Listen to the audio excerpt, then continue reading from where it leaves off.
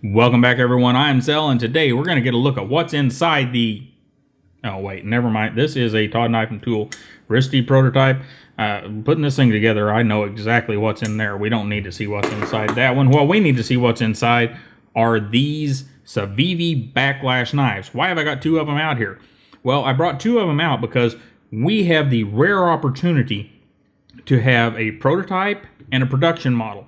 This is an early prototype of the Backlash.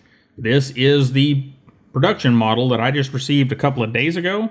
So we're going to take both of them apart and see if there are any differences between the prototype and the production model, and also just get the general look of what's inside them. So we'll set the production model over here for now, and we'll quickly rip into this one. First off, we have T6 screws right here for the pocket clip, if I can get the... And you know, this is a Philo, but these are the T6s they're using. That feels pretty good to me. It grabbed onto the Philo bit pretty tightly, and that's a thing, guys. If you can't get a hold of the Weehaw bits, Philo, and that's, what is it, F-E-L-O, and Bondhus, both also make very good bits. Bondhus is a U.S. company. Philo is actually associated with Weehaw in some way. From what I understand, Weehaw guys, if you know better, let me know. So let's see. See if we can get the body screws out without getting another T8. That body screw came right out, and we'll want to be sure and check links on these to make sure we don't come up with different length screws. Those two are the same, so I assume the two on the other side are the same. We'll pull our pivot out. Get a good look at that, because we haven't seen one of the pivots on these yet. Very simple on this side, and, you know, very simple on the other side. It's a screw. Yeah. All right. So let's pull our piece of G10 off and see if we can get this part. That was really tight on the first one I took apart. The, which was with the nausea. It's very, very tight, because I had to put a new liner in one of those, and wow. There is our stop pin. This is our lock bar side, and you know what? Let's get a look real close. See if I can get the light on there good for you. Get a real close look with the camera. Come on, focus, buddy. Those are stainless bearings. I hadn't looked close enough first time I took one apart, and it just made no sense to me for we to separate the bearings, because I believe they're very close to one of the sizes they use in their regular knives. So I was like, they didn't put stainless bearings in there. They just say stainless because they want that price differentiation. But no, they really did. And stainless bearings, if they're hardened stainless little balls, are just as good as a ceramic for the most part. Some people will say ceramic is smoother. Well, the way bearings work, it depends on the surface you're putting them on. And if you're putting them on this surface here, which has been plated or coated with something and it's super slick, and you're putting them in a nice flat surface there where they've counterboard, and that just means a flat bottom hole is a counterboard, and it's nice and smooth, then stainless bearings work just as good as any other bearings. In fact, in some applications, people will say, oh, we're going to go to the ceramic bearings, blah, blah, blah. I'm talking industrial application. And then they end up going back to the stainless bearings because ceramic bearings didn't last any longer, and they cost a lot more on that scale.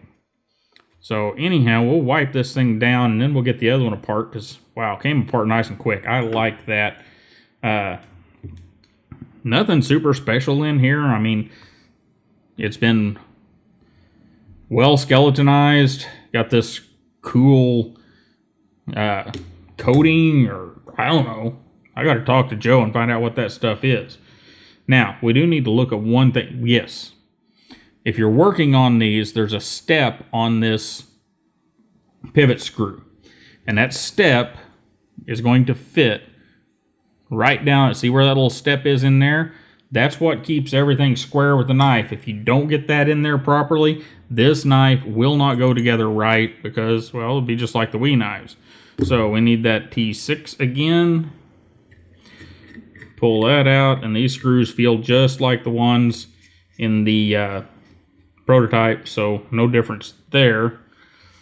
And then we want to, which side we take off? We want to hopefully pull this side off, so we'll see if we get the right driver there.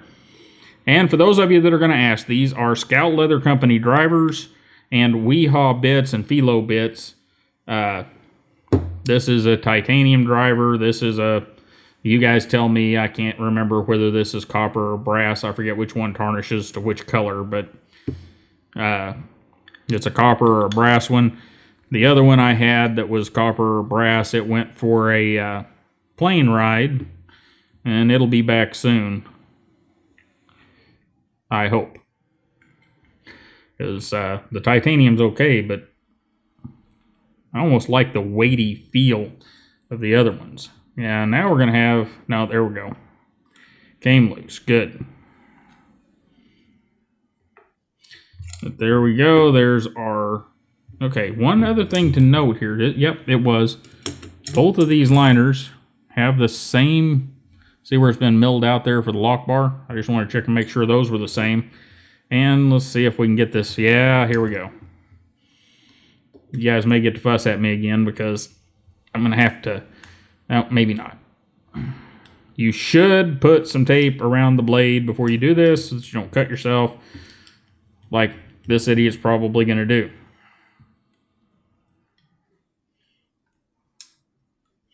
As we have that stop pin stuck in there, and all the tolerances in this friggin' knife are so tight that it's not going to come apart very easy. Oh. Maybe. So, first off, let's do this. Let's drop that, see if we can get that. That's not going to work. A lot of times you can slide that pivot right out of there, but it's not going to come out. So, tight tolerances are great, so you have to take them apart, right? So, let's do this.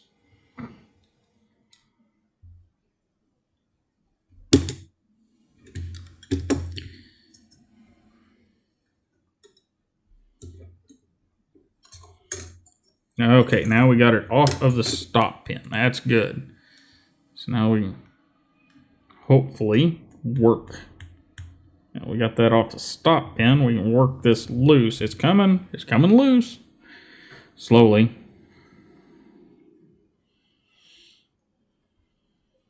How come I feel like this is impending doom?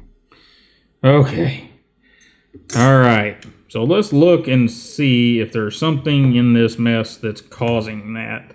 As I've never had... Well, yeah, I've had some Wii knives with that tighter tolerances cause problems, but I don't see any buildup anywhere. All right. Well, it's apart. That's the important thing. That's what you run into with a knife with very, very tight tolerances. Sometimes they want to stay together. Sometimes they just want to fall apart too, because, you know, I took what was that, a Chimera part here a while back, and that thing fell apart and went back together just easy as you could be, but you know, went right back together, right back to center, and right back to a perfect action. So let's compare parts here. Don't think there's a single bit of difference there except for the color. I'll let you get a close-up look of the color. I like both colors. I think I kind of prefer the blue. I'll get these parts over here so I don't get them mixed up. Same design there. Look at the other liner. No design change there. We'll get a measurement off these. People all seem to get a real measurement. Yeah, and that's what I was expecting, guys. Right at 60 thousandths. Whenever I measured just trying to get this little bit of lip here, you know, with the very ends of the caliper, I was getting other measurements, but whenever you can get the entire caliper, or the entire tooth of the caliper over there, we're right at 60 thousandths. So, very good. Do you guys see any differences? I'm going to lay all the parts out here.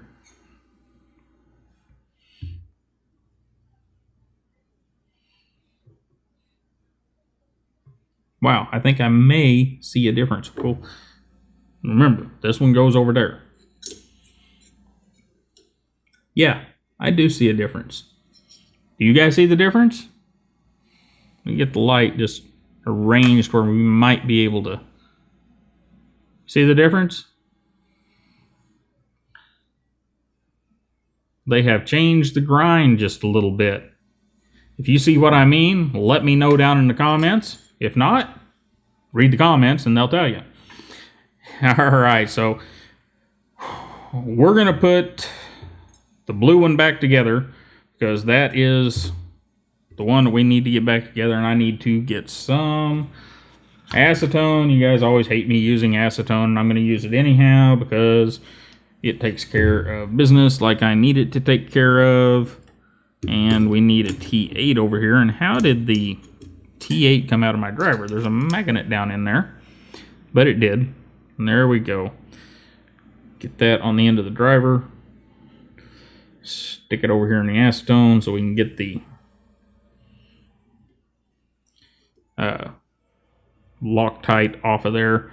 And, you know, I like the Vibratite, but I am still using some purple Loctite, or it's actually Vibratite brand. There was, I forget what, you guys tell me, because I don't remember what it was. There was one knife I had to do a while back that was not a knife that vibrated too much. What was that?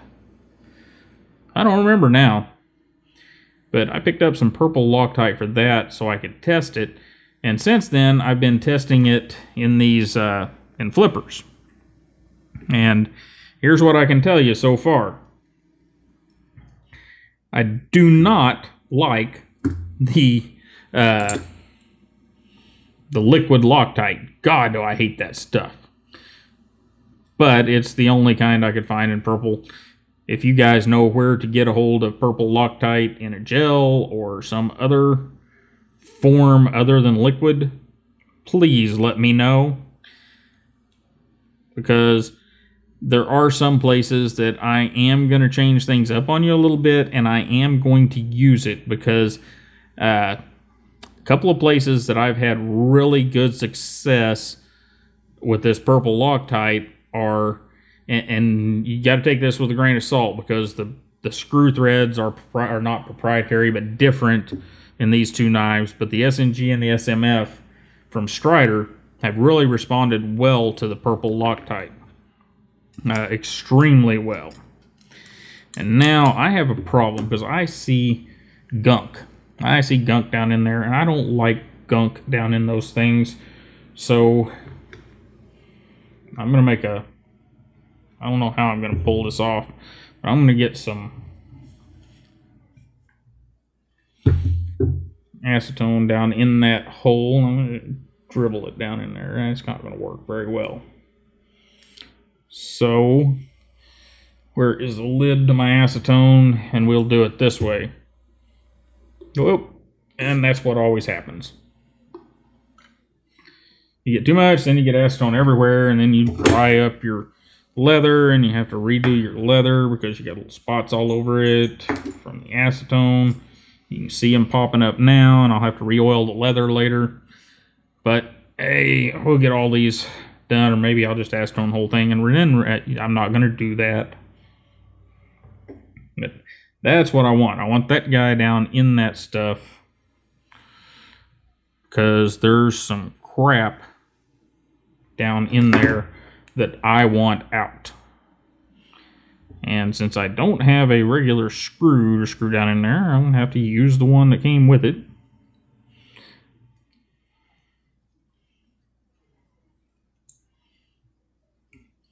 And since this is actually a screw on the other side, we will take that off too. And that one is clean and free. Doesn't seem to have anything on it, which is good.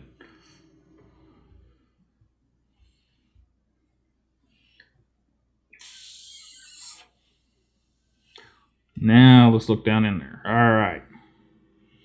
I see much less. It's not perfect. If I'd been doing this right, I need a thread chaser to run all the way through there, and I would need the compressed air from up in the shop.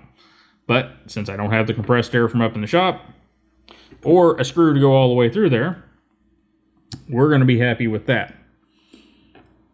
And we are going to put the purple Loctite. Stuff. Man, that stuff. See, the liquid just gets everywhere. Ah. So if you guys know, send me a link. Send me a place somewhere. I've looked all over Amazon and some other places, and I have yet to find it. But I would like to have some of this purple stuff in a gel. Put a little purple Loctite there. And then there's our little shelf. Don't forget about that shelf that the back side of this has got to sit on. And let's see how the Civivi lines up, because that's the important part.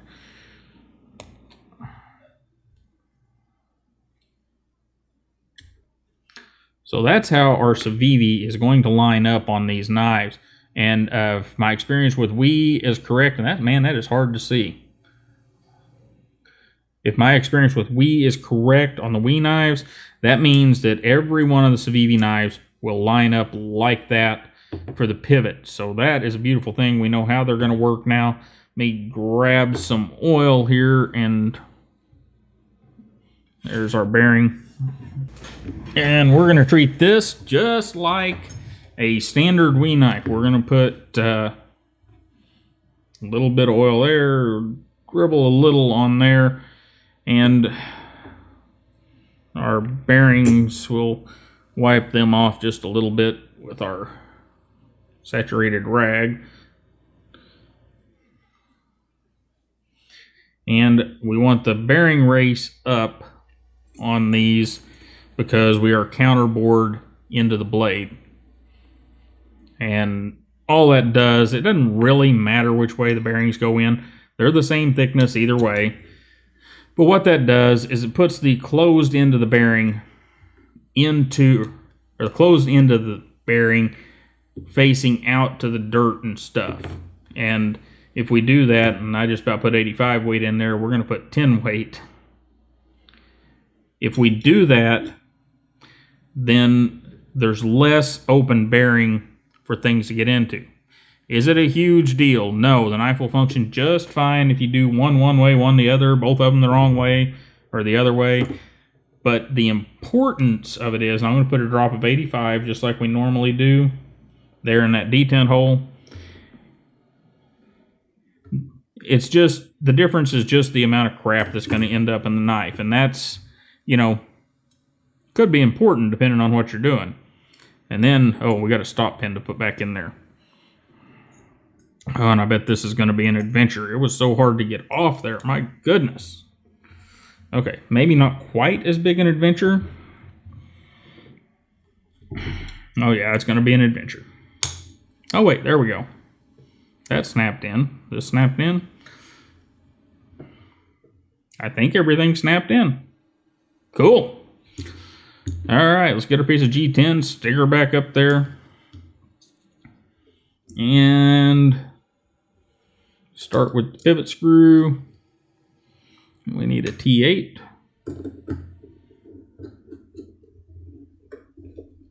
There we go.